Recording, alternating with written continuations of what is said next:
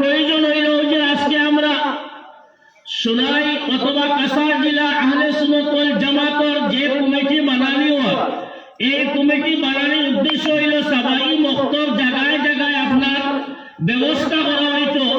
আর যারা আপনার মসজিদের মধ্যে অনেক ছাত্র আছে, 100-150 ছাত্র, আর একজন মেসা আপনার সকালে পড়াইয়া আপনার মেসাবে খাবার দেওয়া সম্ভব হয় না, হয়নি হচ্ছে। এইটা উদ্দেশ্য হইল আমরা কমিটি বানাইয়া জায়গায় জায়গায় সবাই মক্তবের ব্যবস্থা করা, আর ছাত্ররা আপনার সুশিক্ষায় শিক্ষিত বানানি এবং ইসলামী শিক্ষায় শিক্ষিত বানানো, ওটা হইল আমরা উদ্দেশ্য। সুবহানাল্লাহ।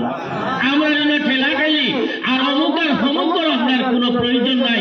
আমরা কাম হইল দিয়ে আমরা সমাজের কাম করতাম, আমরা ইসলামের কাজ করতাম, আমরা মসজিদর এবং আমরা ছেলে মেয়েগুলোরে কিভাবে আমরা কোরআন শিক্ষায় আপনার ইসলামিক শিক্ষায় আমরা শিক্ষিত করতে পারি, ওটা হইল উদ্দেশ্য। আপনারা দোয়া করবা আমরা প্রত্যেকের লাগিয়া আল্লাহ তৌফিক দিতা হোক। আল্লাহুম্মা আমিন।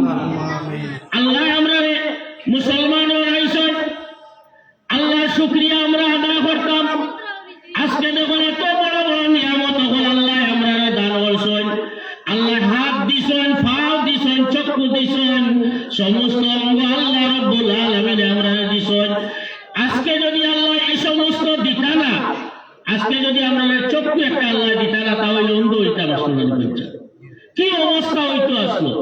ফাও যদি একটা দিতা না আল্লাহ, তাহলে আমরা লেবা হইতাম। আসলো কি অবস্থা হইতো আসলো, ঠিক না বলছে? হ্যাঁ, আল্লাহ যদি হাত দিতা না, তাহলে আমরা আতুর হইলাম, কি অবস্থা হইল। আল্লাহ যেগুলো আমরা দিছেন নিয়ামত হল, এই নিয়ামত হল ভাইয়া আমরা আল্লাহর শুকরিয়া আদায় করতাম। আল্লাহ আমরা তৌফিক দিতা হোক। আল্লাহুম্মা আমিন।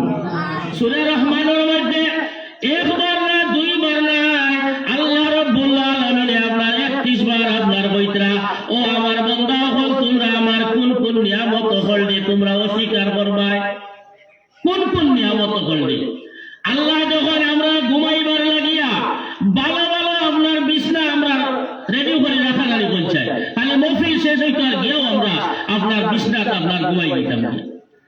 পরিধান করবার লাগিয়ে আমরা কত বালা বালা কাপড় ফিন্দিয়া দাঁড়িয়ে বলছে। আল্লাহর নিয়ামত আর নিয়ামত, এই নিয়ামত বল পাওয়ার বাদে যদি আমরা আল্লাহর শুকরিয়ারে আদায় করি না, তাহলে আল্লাহ আমরা পঞ্চায়েত মায়া করা সম্ভব নেই। আজকে মোবাইল খুলিলেও পাওয়া যায়। কি অবস্থা আপনার মুসলমানগুলোর। কারণ কিটা, এই যে মসজিদ খালি নমাজে আপনার হয়তো 8 জন কিংবা 10 জন, ঠান্ডার দিনে আরো পুরা কমন জানি, মারা গেলে আরো কমন বাড়েন না। আমরা সমাজ, আমরা শরীয়ত, আমরা মুসলমানি কোন দিকে যায় আমরা লক্ষ্য নাই। একবার তা খেয়াল করেন, একবার লক্ষ্য করেন। আজকে দেখুন আমরা যদি নামাজ পড়ি না, তাহলে শুধুমাত্র নামাজ আপনার ছাড়িলে খাবাইতে নাই, মুসলমান হইলে আপনার বালা নাম হইলে খাবাইতে নাই। আল্লাহ হাসরের ময়দানে সর্বপ্রথম যে প্রশ্ন করবা, আল্লাহ কইবা বান্দা তুমি নামাজ পড়িসলাইনি।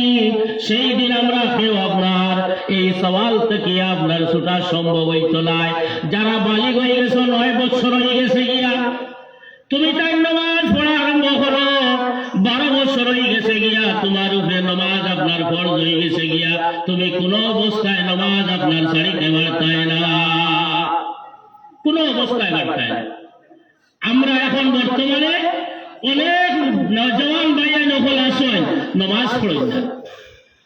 আল্লাহ রাব্বুল আলামিন কইতা মুসলমানের মধ্যে আমরা কিতা হইতাম, দাখিল হয়ে যাইতাম গিয়া। মুসলমানের মধ্যে দাখিল হইতে সময় আমরা উজু ঠিক করা লাগবো। অনেক ভাইয়া আসলে এখনো পর্যন্ত আমরা উজু পাবেন না। অনেক মা মনে করে আসেন উজু পাবেন না, উজুর মধ্যে কয় ফরজ ওগুলো আপনার জানেন না, ঠিক না বলছেন? উজুর মধ্যে 4 ফরজ এগুলো আমরা জানি না। অনেকে আসেন তায়াম্মুমের মধ্যে কয় ফরজ এগুলো জানেন না। তায়াম্মুমের মধ্যে 3 ফরজ। অনেক সময় ইলা মাসলা আমরা জিকার আমারে জিকান, কিন্তু বড় আফসোস লাগে আমরা অনেক মাসলা বল জানি না। নামাজের মধ্যে অনেক মাসলা আছে, এগুলো আমরা জানি না। আমারে 2-3 দিন আগে একজনে জিকাইলা যে একজনে ভাওয়ার মধ্যে মোজা লাগাইছো, আর তাই আজকে দেখি 2 দিন হয়ে আসছে আপনার মোজা খুলইনো না আর পাও দইন না। এটার মধ্যে একটা মাসলা আছে,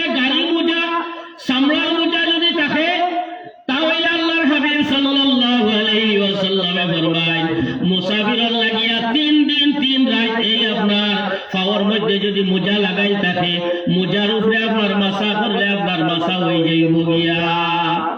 এটা আপনারা জানা আছে নি? জি না। আর মুকিম যারা স্থায়ী যারা, এরা লাগিয়ে হইলে একদিন এক রাত পর্যন্ত পাওয়ার মধ্যে এই সামলার মোজা ঠান্ডার দিনে